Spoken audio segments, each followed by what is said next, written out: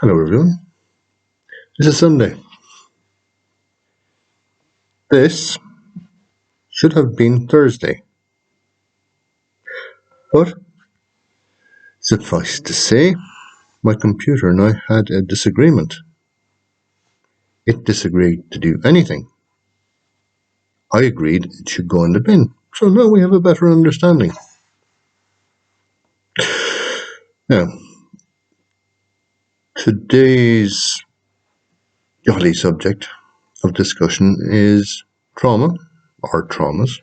You may be lucky enough to have suffered more than one in your life.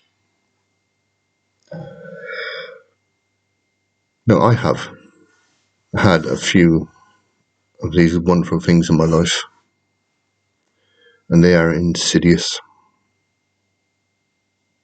especially if they happen early in life. And it's one of the reasons why children make such good victims. Because as children, we have that great ability to adapt and subsequently to forget. It's our way of protecting ourselves. We have a very strong filter as children, and it does allow us that protection, which on the one hand isn't great because it will come up at some stage. It'll affect our makeup. It'll affect our relationships. But what it does at the time, it allows us to be children. Now, I shall give a few examples of things that traumatized me. And I'll also talk about something that, to use a modern phrase, grates my gears, is celebrity people, those who fill the time in people's lives and think of themselves as being very important. Maybe they are, I don't know. I don't follow them. When they claim that they've had or are suffering from PTSD, and they wouldn't know the square root of PTSD if they were hit around the face with it repeatedly. I could have used another phrase there when I said square root, but I refrained. In any case, when I was 2, my parents, who were barely old enough to dress themselves when I came along, added to the brood by having my sister. So there we were, the two of us, and then things just didn't go well. It happens. But we were born in England, and the cavalry lived in Ireland when things went wrong. Now, my parents I would have described as being a little immature and perhaps a little wet behind the ears. But I can only presume they did their best at the time. I'm not going to criticize them from this far away. I have no idea what they went through. I can only say what I went through, and my sister, for a short time. So they went their separate ways. As I said, the cavalry came from Ireland, and we were repatriated quicker than you can say United Nations. But then a year later, my sister died. Now, I witnessed this, the injuries that she'd suffered. She did actually die. She was recovering, which is a killer. That wasn't her case because she incurred septicemia and died, having had skin grafts and. So what ensued was something that adults are particularly good at, and that's forgetting about the most important person, which was me, of course. Me! Well, it should have been at the time. I was only 3. And my little shoulders couldn't carry all this. I tried. Manfully, in my little boots. And of course, the house was a house full of, it was a pit of despair. There were recriminations, you name something negative, and it was in that house amongst the adults who felt that perhaps they should have done better. Now, as I say, I have no axe to grind. These were people who nurtured me, who cared for me, who fed me, who made me laugh, who bought me ridiculous amounts of toys, who stole footballs from me, who made boats for me, who made sure them and the people who lived in the little cluster houses that form my universe. They were my family, all of them. But yet, this this trauma was being fostered all the time. They did everything they could to make me forget, but they didn't. I was never included in any decision-making process, which no any child would be. And would go on for a long time, and a child would expect to be informed of every meeting if they weren't present. Minutes would be kept now. If they weren't, they'd be held to pay as soon as that child hit 18. Court cases would ensue. Negligence. But no. Back then, back in those misty days, you had to get on with it to an extent. And so people did, and so I did. Now, back in 1975, or 1974, my grandfather, a man I idolized, I loved, as I did my grandmother. I grew up with them for 7 years of my life.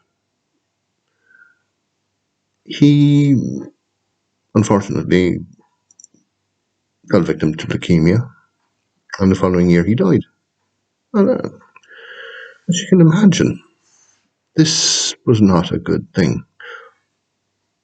But at the time, I was 8, so I could begin to make sense of this. Now, this is not just a litany of me. There is explaining bad things that happen in my life. These things happen to many, many people. I can only say it from my point of view. Then the following year, I get the news that, I'd always held out the hope that, magically my mother would reappear. My father announced that he was to marry. And this didn't comprehend. This wasn't comprehended by me in the way that perhaps it should have. Now, it turned out that 1976 was the hottest summer on record, and we thought, God, we'll never see another summer like that, huh? How that's changed. But it was, and Irish people were bursting into flame, like the cast of a vampire movie. There's another one. We were crisp. So it was probably a good time to announce that, that he was to be married and things would change. Which they did, not altogether for the better. But I may deal with that another time. So 1976 was also the year that I started to develop asthma. Now, it began as hay fever, but it turned into asthma, and although I was never diagnosed as asthmatic, I had very, very, almost identical symptoms to those that you would expect an asthmatic to have. There you go. Now, I suspected about that time that the symptoms of trauma first started to come through in my own head at about the age of 10 or 11, the more I look at it. But then it went to sleep for a little while, perhaps, and then at 15, like I said before, this started to manifest itself in depression. Now, there may have been depression there already. Who would have known? So what I'm saying about trauma is that it's silent. It's insidious. The older you are to have it happen, there's no guarantee that you're going to recognize it more easily as you walk down the street and go, oh yeah. No, today I'm fine. It's not that. It doesn't work that way. It can happen and you can bury it after a month, 6 months, a year. In my case, it stayed buried, and it was released piecemeal. And you think you've got it rather like Medusa.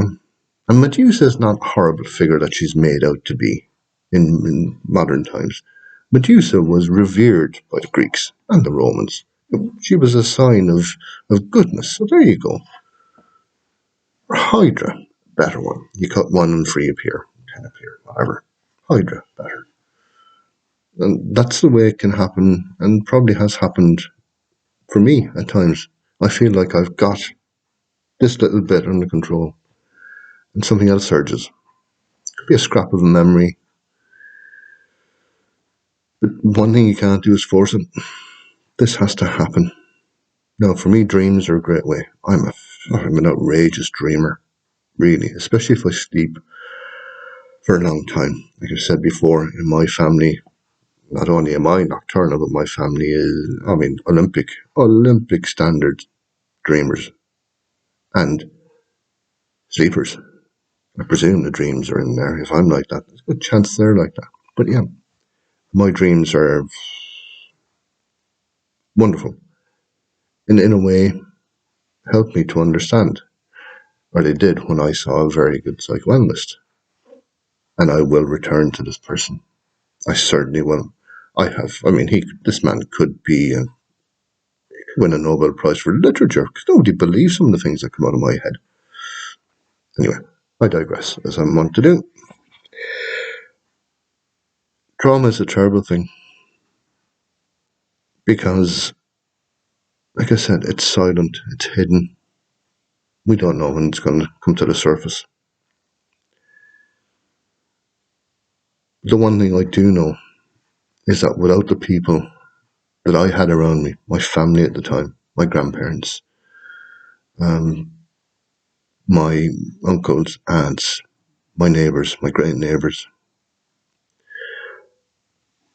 my father was a character who flitted in and out of my life at that time until he decided to remarry, unfortunately.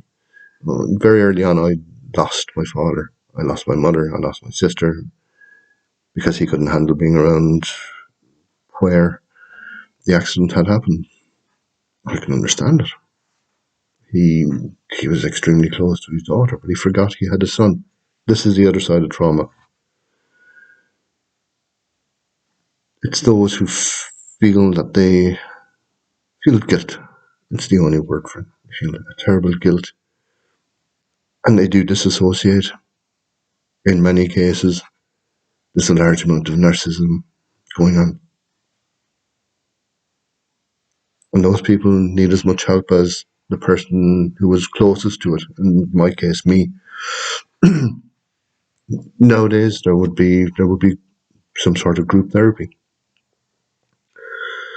There would be recrimination, certainly. There would be guilt. There would be shame. But you can't hide all of these things, nor can you hide from it.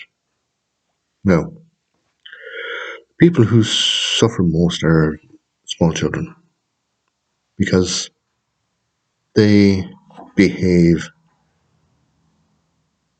quite often in odd ways. Their behaviours don't follow set patterns in many ways. Now, people out there who know a lot more about this can tell me, Kelly, you don't know what you're talking about. And I'll gladly say I don't. But I can only imagine if I felt this way, then I wouldn't be a unique case. I mean, I'm unique in every other possible way. Why wouldn't that be the case? But it's not. And I described my EUPD, my borderline personality disorder.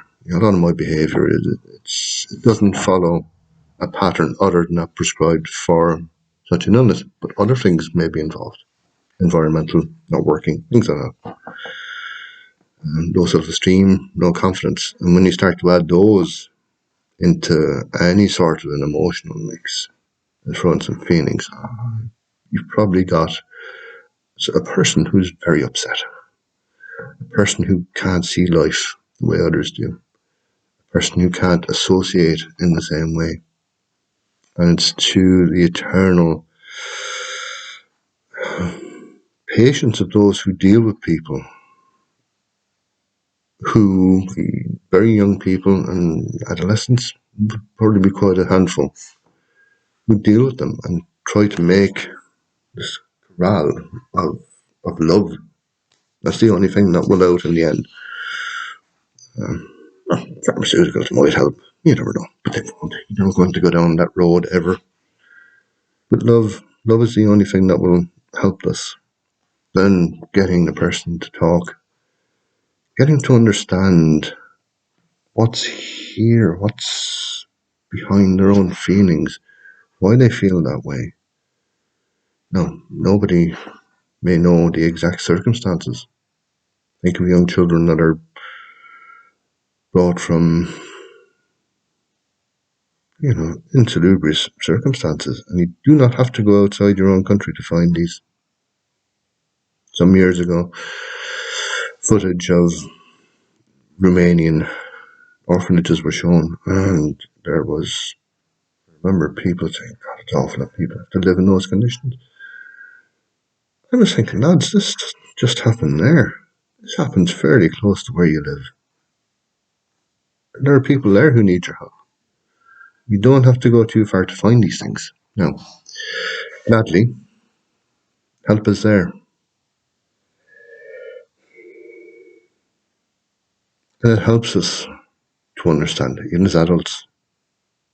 Like I said, I'm a mere youngster.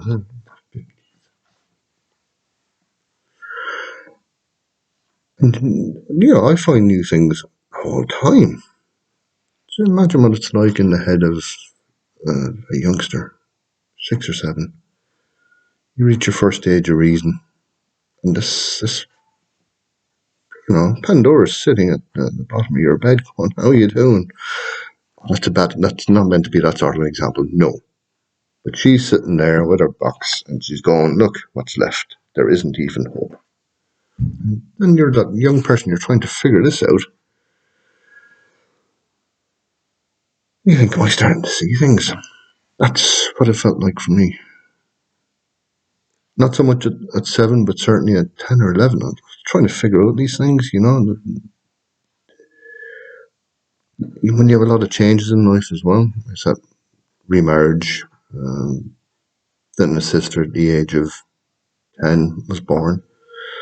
But other things were happening.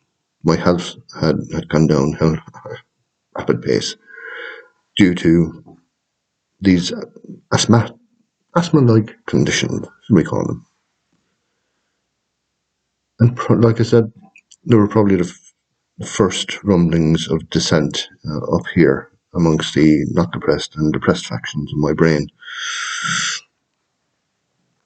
But I can't be sure, but I suspect it started then. And then that starts to stir the pool of trauma, pool of despondency, bad feelings, and you have to try and deal with it.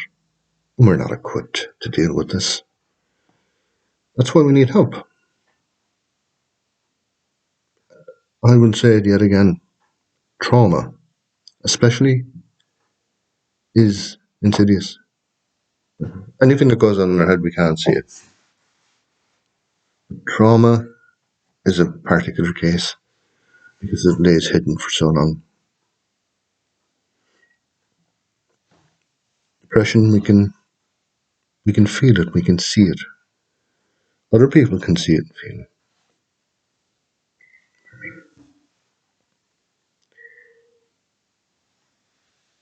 But trauma, again, like I said, it's my analogy with the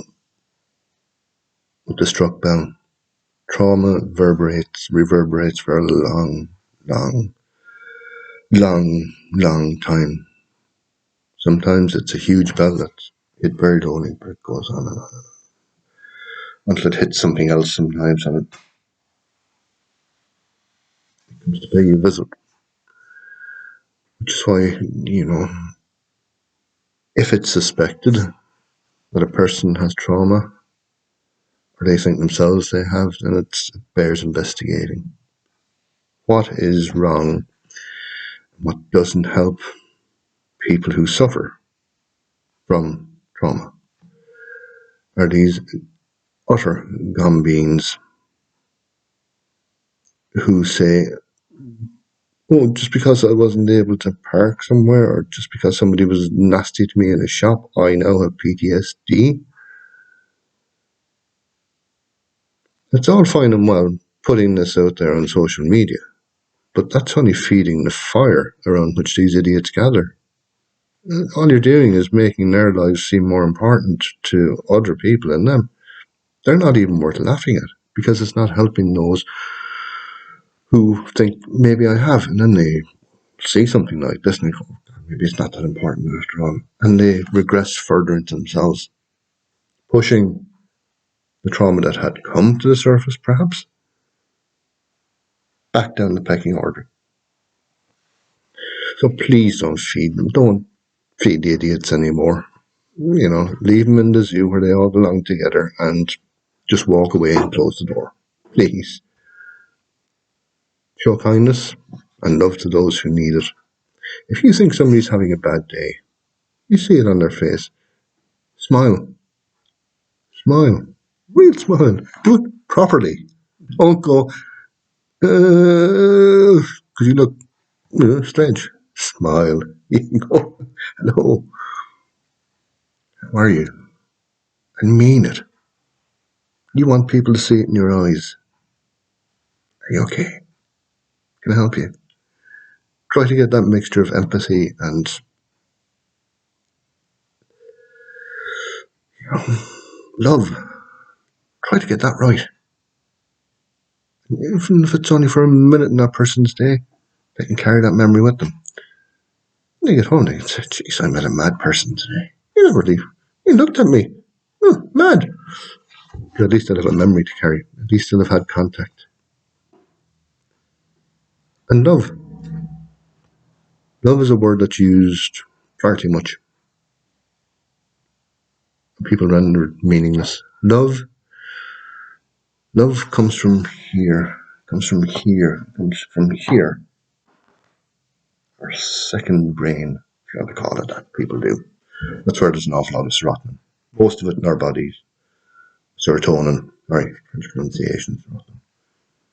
95% of it is here in the belly. 5% is up here. I take a pill. It keeps my level of serotonin going. Keeps everything firing. It's vital for me.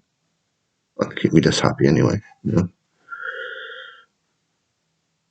trauma, I've learned to deal with it. Now, I will have to go back and talk for another 6 or 9 months. There's a lot more in there. The goblins have been busy. Believe me. But if you get a chance, talk to somebody. You don't have to talk about deep issues. You just have to talk to them. Be kind. It's a commodity that's so rare. But it's being kind. It's sitting down. And you may not get a great reaction. You might be told to Foxtrot Oscar very quickly. Doesn't mean to say that you should stop. Sometimes people advertise that they're feeling lonely or lonesome or they're just not well. Maybe they don't want somebody next to them. Maybe sometimes you have to force the issue a little to get a response. Even an outburst is a response.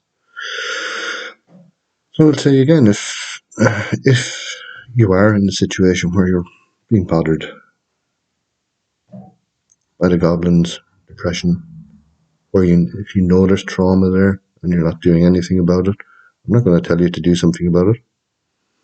But I would say that perhaps life could be better, life would be better if you talk to someone. Talk. That's all it is. Be kind to yourself. Love yourself. I'm not saying that in some oblique fashion. I'm saying love yourself for who you are. No end game. Just be kind to yourself as well. And talk. Talk to somebody because that trauma is not coming out on its own. It'll come to the surface like some sort of a monster. More like a tapeworm, we'd say. Yeah, probably. They're not nice. Ugh. So you imagine some people have tapeworms or had in the past to get thin. Oh, anyway, trauma can be like that. And the way it was extracted once upon a time was that it would be wound around. You know, they destroyed with other things. Being wound around, take it out. Trauma's a little bit like this. I know the analogy is not great, but trauma's like that. That's why I will need to go back and see the person to whom I speak and with whom I speak. Because there's an understanding there between us. There's an understanding of what I tell him or her. And it'll be your case as well. The first talk you have with somebody sitting in the street, a random person they're called now, I do believe, that's just niceness. That's just showing you that the world is a nice place. It's my firm belief. I've met so many nice people who mean well. So do it. If you like. If you don't, then things won't improve. If you do, better than fair chance that it will. You feel a little bit better. And the weight will go. The weight will be taken off your shoulders. It's a heavy weight to carry. I found that over the years. I was a 3-year-old, and I had all that weight. My parents break up, moving countries. I was furious going through passport control as a 3-year-old. A 2-year-old, actually. Telling you. And then having the family unit blown away, having that replaced by another one, going through what happened to my sister, and then my grandfather a few years later. That's a lot. It's a lot for, a little body to try to understand, and you just don't. You bury it. Now, I will stop rambling, and I need to say this. Be happy, be well, be safe. If you have a god or goddess, your god or your goddess go with you, and I will speak to you next Thursday. Now that my computer and I have that recycling issue, and it ending up in the bin in the future. See you Thursday.